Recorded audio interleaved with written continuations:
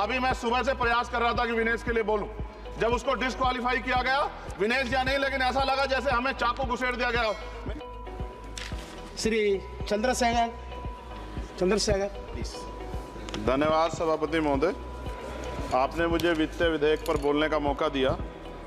किसान मजदूर रात में थक के सो जाते हैं, सपने में देखते हैं कि जीवन बदल रहा है, गरीबी खत्म हो रही है। सुबह जब आँख खुलती है तो लगता है वापस जुगा तू है। ऐसा ही इस बार का बजट गरीबों के लिए था। महोदय, मैं अपने क्षेत्र से शुरुआत करूंगा। मेरा क्षेत्र नगीना बाढ़ प्रभावित है, कोई चर्चा नहीं हुई। किसान आम आदमी परेशान है, कोई चर्चा नहीं हुई। गन्ना मिल समय पर पैसा नहीं देती है।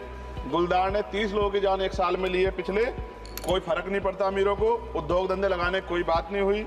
मेडिकल कॉलेज और एम्स के निर्माण की कोई बात नहीं हुई। ग्रामीण क्षेत्रों में खेलों को बढ़ावा देना, स्पोर्ट कॉलेज की कोई बात नहीं हुई। महोदय, देश में भूमि सुधार किया जाए। लाखों बीघा जमीन जो है भूमाफिया ने कब्जाई हुई है, भूमिहीन लोगों को भूमि दी जाए। बिजली के दाम में कटौती की जाए। गरीबों को कम दाम पे जो है बिजली उपलब्ध कराई जाए। ठेकेदारी प्रथा, संविदा, लेटर एंट्री खत्म की जाए। पक्की नौकरी दी जाए। निजीकरण की वजह से सरकारी नौकरियां लगभग खत्म हो गई हैं। मेरी मांग है, और मैंने निजी विधेयक भी पेश किया था, कि निजी क्षेत्रों में SC ST की OBC के लोगों को आरक्षण की व्यवस्था कराई जाए और पुरानी पेंशन बहाल की जाए। लोगों के पास एक तरफ सरकारी योजना चलाकर प्रधानमंत्री आवास योजना जो है उसके नाम पर मकान दिए जाने की बात होती है, वहीं दूसरी तरफ लखनऊ के अकबर नगर को तोड़ दिया जाता है। नवी मुंबई में के खार घर में What is his name? Patil. Patil is not Shankar. No, this is the caste. की जा रही This is Kashmir, Chandrasekhar. No, this Patil. Mic नहीं है सर, बंद कर रहे हो सर?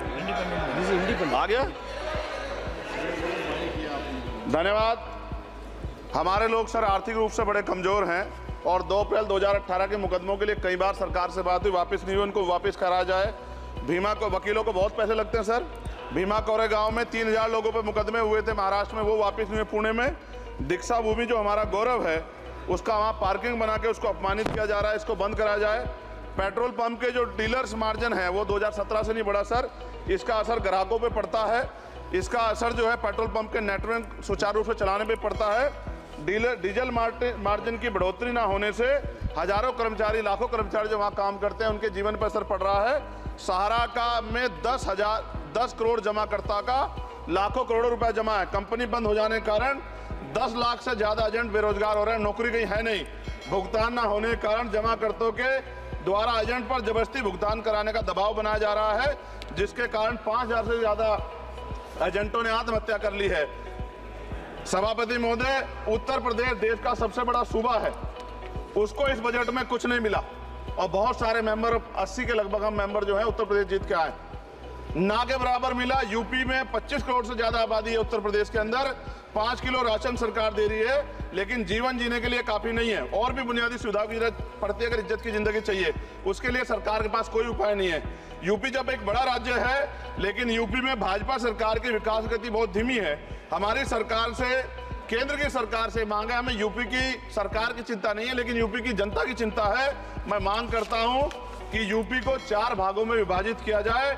डॉक्टर बाबा साहब अम्बेडकर ने कहा था 1995 में, उनकी बुक है थॉट्स ऑफ लिंग्विस्टिक स्टेट, किताब में कहा था राज्य जितना छोटा होगा, राज्य की प्रगति उतनी होगी, जनता को रोजगार मिलेगा और जनता का जीवन संपन्न होगा। मोदी, एक बात मुझे आपसे कहनी है, आपने भी ये विषय उठाया था जब आप अपनी बात रख रहे थे, शेड्यूल कास्ट के साथ जो धोखा किया गया सुप्रीम कोर्ट के जरिए, आप इस बात को इस तरह समझे, 1.5 साल पहले मैंने मांग की थी, अगर इतना हितैषी हमारे लोग होते तो जब EWF 10% दे सकते हैं तो 5% शेड्यूल कास्ट के उन जातियों को दिया जा सकता था, लेकिन दृढ़ संकल्प और इच्छा शक्ति नहीं है गरीबों के उत्थान की। साथ साथ OBC की जातियां, उनको भी दिया जा सकता था। ये जो हमारे साथ खेल किया गया है, ये खेल जो है, इसमें बहुत गुस्सा है। सरकार को संज्ञान लेना चाहिए और सत्ता और विपक्ष दोनों जो है अपना स्टैंड क्लियर कर दें, क्योंकि दलित समाज, आदिवासी समाज इसको देख रहा है, वो भूलेगा नहीं। जो उनके गले काटने का काम करेगा उनको भूलेगा नहीं।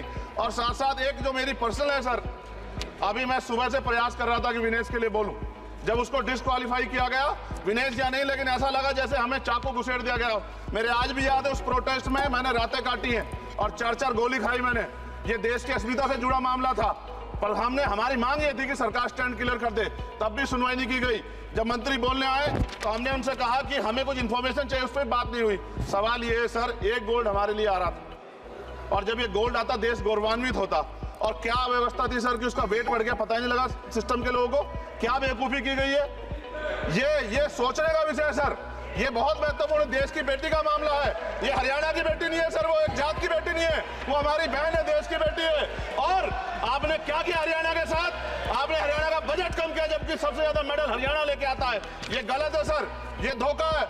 हमें इस बात की तकलीफ है कि विनेश जो है देश का नाम गौरवान्वित करती, इस देश का नाम बढ़ाती, लेकिन आज जो है अपमान का सामना करना पड़ रहा है। जब हमारे हितों की बात होगी हम जो है समझौता कर सकते हैं, लेकिन जब देश के हितों की बात होगी, बाबा साहब अम्बेडकर ने कहा था हम प्रथम और अंत्य भारतीय हैं। जब देश हितों की बात होगी, महिला हितों की बात होगी, महिला सम्मान की बात होगी, हर हम कीमत चुका देंगे।